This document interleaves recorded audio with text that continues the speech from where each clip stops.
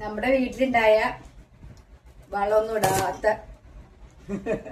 പഴമാണ് കേട്ടോ. കുറച്ച് കഴിക്കണോ? ഇതാ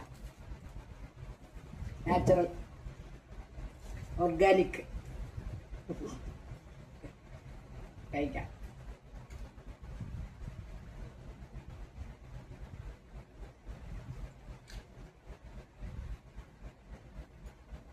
പുക കൊള്ളിക്കാത്ത, വളമിടാത്ത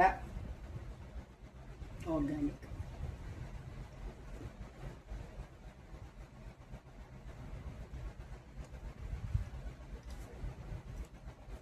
കണ്ടോ?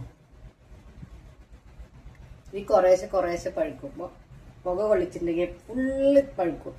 അപ്പൊ നമുക്ക് ഒന്നിച്ച് കഴിക്കാൻ പറ്റില്ല. അപ്പൊ അത് ഇങ്ങനെ തന്നെ വെച്ച് കഴിഞ്ഞാല് ഇതാ ഇത്രയും പഴുത്തിട്ടുണ്ടാവും. അപ്പൊ നമുക്കിത് കഴിക്കാം.